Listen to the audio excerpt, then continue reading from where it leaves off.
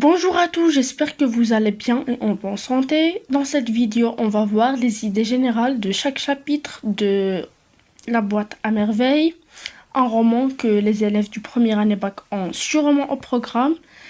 Je suis sûre que si vous regardez toute cette vidéo, vous n'avez plus besoin de lire tout le roman. Et on commence. Les 3 premiers chapitres sont à l'hiver. Le chapitre numéro 1. La description de Dar Chouafa et leur entourage d'une site qui se trouve à Debnouela. La séance du bain mort que le narrateur redoute d'aller considérer comme l'enfer. La dispute de Rahma avec Lele Zoubida à cause de la lessive du lundi. Et le chapitre se finit par l'évanouissement du garçon à cause des scènes de violence insupportables. Maintenant, on passe au chapitre numéro 2. Le mardi était le jour néfaste pour les élèves bambins d'Umsid ainsi que le narrateur. La visite de Lella Aïcha qui a conseillé la mère de se rendre avec le narrateur à Ali Bouraleb. Le narrateur se fait griffer par un chat à la fin de la visite, ce qui a été raison de prendre 2 jours et demi de repos, ou bien la période de convalescence. Le lever dans la maison traditionnelle racontée par le narrateur, ainsi que les salutations matinales et monotones échangées entre les femmes de Dar Chouafa. Et à la fin de ce chapitre, Rahma va offrir un cabochon à Sidi Mohamed. Maintenant, on passe au chapitre numéro 3. Le chapitre numéro 3, c'était au vendredi. Le vendredi, Omsid, Fatma Bziouia achète une lampe à pétrole. Le lendemain, Lella Zoubida demande à Ma'alem Abslam de lui acheter aussi une lampe à pétrole, que ce dernier succombe au désir de sa femme. Rahma a perdu sa fille après sortie pour aller assister dans un baptême. Lella Zoubida a raconté à son mari les malheurs de Rahma et comment elles ont pu trouver Zineb dans un asile. Et finalement, le repas préparé pour les mendiants aveugles. Alors, dans le chapitre 3, on a un thème qui est très important et que vous allez beaucoup utiliser dans la production écrite, et c'est le thème de la solidarité et l'entraide entre les voisins. Maintenant, on passe au chapitre numéro 4.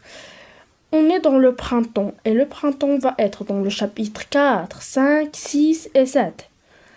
Chapitre numéro 4, le narrateur relate, on peut dire aussi raconte, la visite de la mère et son enfant chez Lella Aïcha. La mésidance, calomnie et le bavardage des 2 femmes. Lella Zoubida éloge ses voisins à son ami fidèle Lella Aïcha. La révélation, c'est-à-dire faire sortir le secret. Des problèmes du mari de Lella Aïcha qui fut escroqué par son associé Abdelkader. Et le souvenir d'Abdallah l'épicier et qui a un ennemi et un ami, Abdelnabi et Habib. Ce sont comme des personnages dans ce chapitre. Maintenant, le chapitre numéro 5. Les élèves d'Umsid ont 15 jours pour se préparer à la fête d'Ashura. La mère raconte à ses voisins les soucis de Lella Aïcha qui a tout vendu pour aider son mari. Et comme un événement qui est important dans ce chapitre, c'est la mort d'un voisin qui est Sidi Mohamed Ben Tahar, le coiffeur. Les funérailles de voisins marquent le voisinage et la vie de Sidi Mohamed. Fièvre et délire. La mort de ce dernier va lui causer une fièvre, le délire, l'anxiété. Et sa boîte à merveilles va être le seul refuge pour égayer et diminuer un peu sa douleur. La chaînette offerte par la mère, Sidi Mohamed, à la fin de ce chapitre, s'est disputé avec Zineb car son chat lui a volé sa chaînette de cuivre. Chapitre 6. Les préparatifs pour Ashura Omsid commencent. Le narrateur nous raconte le nettoyage d'Umsid et sa fierté d'être nommé le chef des frotteurs. l'achat des habits neufs à la Kisariya. Sidi Mohammed s'est disputé avec Zineb car cette dernière lui fait des grimaces. Et l'histoire amusante racontée par Rahma, l'oncle Othman et sa jeune épouse Lella Khadija.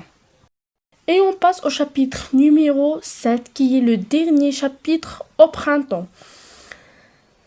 Dans le chapitre numéro 7, on a les préparatifs pour Ashura continue en Msid.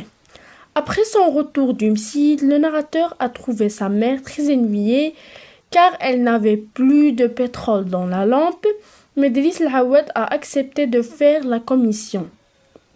La tante Kenza a offert une poignée de grains de séance de sésame à Sidi Mohammed. Le père emmène son fils se promener dans la ville pour acheter les jouets avant d'aller chez le coiffeur que ce dernier n'aime pas. Le narrateur s'est réveillé tôt, 3 heures du matin, pour célébrer la fête de Ashura au Msid.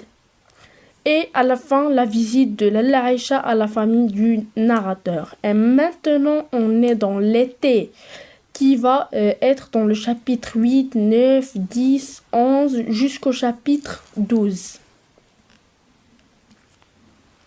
Les derniers chapitres sont tous à l'été.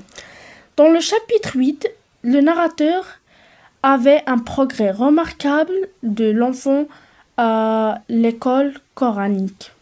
La visite au souk de bijoux en vue d'en acheter à la mère. La dispute du père avec un coutier. La mère croit que les bracelets portent malheur et c'est une superstition car, comme on sait, la superstition c'est de croire qu'il y a une relation avec les objets, les choses et avec le destin d'un individu ou même le destin d'une famille. Le mari de Lalla Aïcha la quitte et se marie avec la fille du coiffeur et l'enfant à la fin de ce chapitre tombe malade. Maintenant, on va passer au chapitre 9 qui est un chapitre très important dans la boîte à merveilles et qui est considéré comme l'élément perturbateur. L'élément perturbateur est dans ce chapitre.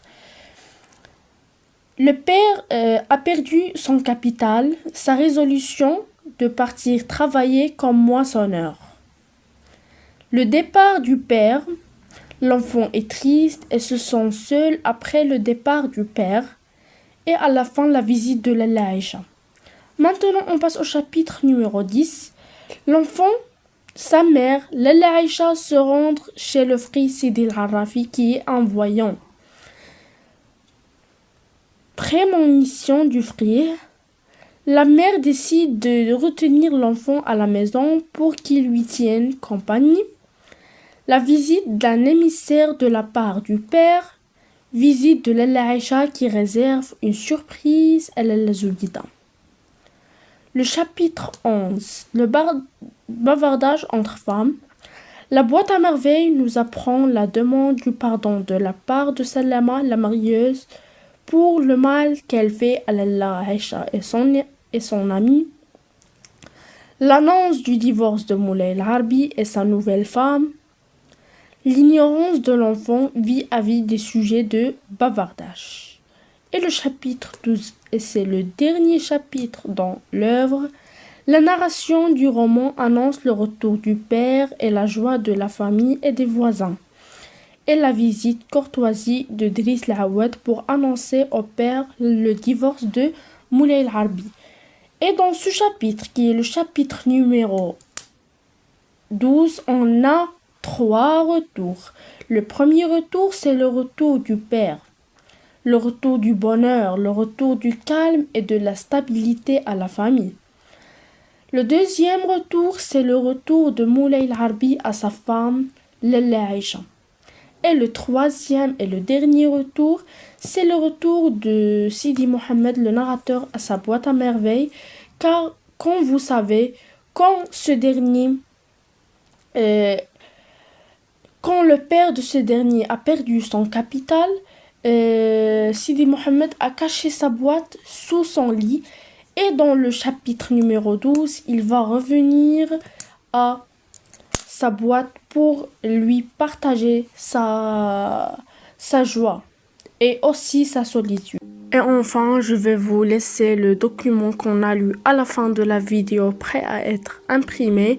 Et si vous avez aimé cette vidéo, n'oubliez pas de liker, de me suivre. Si vous avez des questions, n'hésitez pas à me les poser aux commentaires. Et merci beaucoup à votre attention. Au revoir.